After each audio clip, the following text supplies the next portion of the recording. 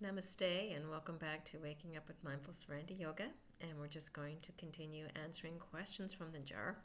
Why we are doing this? I don't know. I just feel compelled to do this exercise. And I started, I think, when I was during the time of the COVID lockdown. I started doing these videos thinking that, they would help me assimilate my learning. And same time I was reaching out somehow into the community. Anyway, so I just continued along, and it really does help me to assimilate my learning. I am by no means an expert, and I'm not proposing to be an expert. I am definitely not proposing to be a leader of any kind. So if I ever give that notion at any time that I'm here to lead or think I'm some type of a spiritual teacher or something like that, that is not my intention. If you get something from these videos, wonderful. But I'm not trying to tell you to learn what I've learned or to agree with what I have to say or believe what I have to say. I want you to go inside yourself and, learn that way. But I know sometimes it may come off that I'm doing that, and that is not my intention. Regardless, let's get back on track. The question says, what does Singer mean by lean away from the pull of the lower self? What does Singer mean by lean away from the pull of the lower self? I'm going to take a deep breath.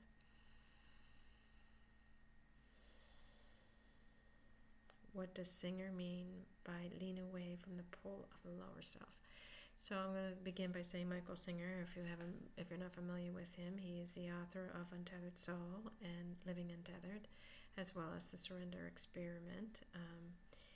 He is a self-identified hippie yogi who started something called the Temple of the Universe in outside Gainesville, Florida, in the late 60s or 70s. I think he went off by himself after having an enlightened experience, and he decided to go off by himself and to look inward deeply, especially in the yogic realm of things. And there he also, besides starting the Temple of the Universe, which is a yoga and meditation center, he also had a business outside where he became a billionaire, basically. He had a $1 billion business. He was the executive, I'm not sure the term, CEO or whatever of. And anyway, so even though he, despite living a yogic, very somewhat reclusive yogic lifestyle, he also was a businessman and began teaching. I'm not sure when he began teaching. You'd have to ask him, and that's all I know about him from reading a bit of his biography. Other than that, he has become someone who I listen to almost every day, because he takes this very complicated ideas of yoga and other Eastern wisdom traditions and breaks them down into a very practical, succinct way that makes it easy to understand and to be applicable to everyday life here in North America or Europe or whatever. It's trying to take that very deep, what we often consider woo-woo philosophy from the East, and incorporate it into these Western mindsets that are often very limited, very scientific and physical in nature. And he does so in a way that makes you want to listen and understand what he's saying. So the question was, what does Michael Singer mean by lean away from the pull of the lower self? And again, if you want a real answer to this question, you'll have to ask an expert, and he being the expert of his own words. And I think there is a way that you can actually contact him through the Temple of the Universe. I'm not sure how that's done, but if you find out, let me know, because I would love to have a chit-chat with this guy. Anyway, so what does he mean by lean away from the pull of the lower self? And of course, this is just all very assumptuous of me to say, presumptive of me to say that I know what he meant by that. But I think what he meant is that we are this amazing consciousness and awareness at a deepest level, and we are able, to feel joy and peace and have full clarity and this wonderful full experience of life. But most of us do not have that because we are taking this amazing consciousness, narrowing that lens down to this tiny little focus of little me and what is occurring right in front of little me, and personalizing all that life unfolds in front of us, and getting lost in our dramas, creating samskaras by pulling from life that which we think will make us feel better, pushing away from life, from our inner experience, that which we think will make us feel worse, with our desires and our aversions, as the Buddha would say. And we develop these samskaras that are constantly being triggered by life events that are just happening around us. It's not that life is intending to cause us pain, and it's also not that life is here to make us happy. Life is just being life, and we get to be participants in it. But so many of us have personalized this little me drama so much, and have, done whatever we could to avoid triggering these samskaras we've stored inside, that we come to believe that life is here for us. And by so doing, we're taking this amazing consciousness that has the ability to explore everything, see everything, understand everything, enjoy everything, find peace and love in everything, because it's all internal, right? Not external. We've set conditions and expectations on life, and we focus down on how life is not meeting those expectations when we focus on the lower self. The pull of the lower self is the ego. It's this identification with body and personality and personal mind, rather than on the identification with who we truly are at the deepest level, this consciousness and this awareness that is here to experience life. We are focusing on the drama of little me, getting lost in that identity, feeling it so much so that we are disturbed by almost everything life gives us. If it doesn't meet our expectations, we get disturbed. And by disturbed, I don't mean that just that we experience the feelings that, are part of the spectrum of emotional experiences that a human can experience, like anger and frustration and sadness and depression even, or despair and helplessness, guilt and shame. We are disturbed by those feelings, so we do everything we can to resist them. So the disturbance isn't so much the feelings that are just meant to come in and go out, regardless of what they are. It's our resistance of them, our struggle against them, that causes the disturbance, the sense of suffering that we have.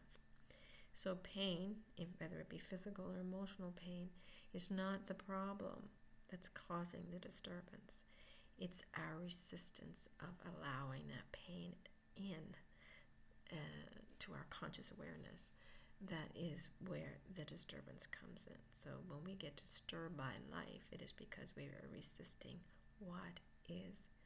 Instead of staying open and allowing life to come through in whatever form she comes through. One moment it might be in feeling that we deem as negative in our dualistic judgment.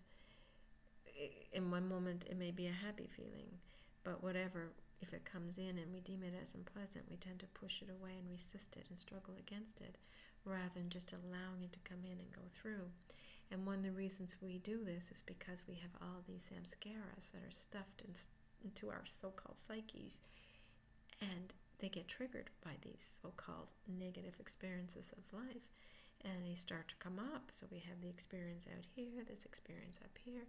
We have a double whammy of emotional experience, and we do everything we can to resist feeling this and feeling this coming back up. So this gets pushed down, this gets pushed away, and when we think we push away, all we're doing is pushing it back down on top. So we're creating even more samskaras layers, and that's what the disturbance is. That is what the attraction of the lower self is. And it's such an attraction. This wide consciousness that could be, focusing on anything, just gets pulled right down into that lower self drama, into the so-called problems this little me is experiencing, into the physical complaints of the body, into the low energy of the subtle body, into the, the lower spectrum emotions, which fall under the fear realm of emotions of the mental body. So our thoughts get negative. Our core beliefs tend to have a great pull on us, even though we often are not aware of our core beliefs because they stay in the subconscious layer more so than they do come up to the conscious awareness. They have a tendency to pull us down too. And because we are so busy doing this, stuffing down on top of them, most of the time we're not even aware of what those core beliefs are and the impact they're having on our lives. So what we need to do as yogis, or as anyone wanting to live a full life of joy and to stop being pulled down into the muck of this lower self, is remove all those samskaras. And we don't have to do anything actively. We just have to allow them to come up. Instead of pushing them back down when this happens, we're going to just allow that to come up, allow this to go through, as hard as it seems to do. It seems to be feel those feelings that are so-called negative instead of resisting them. So we cleanse that way, we purify that way, and once this channel is open, all other emotions, whether they be, sadness or anger or joy or bliss, will just come in, be experienced by the self, and then go. So the lower self is often considered a lower S when you see in the yogic writings, and the greater self, the true self, who we really are beyond this body, mind, personality that we developed, is who we truly are, and that's a capital S.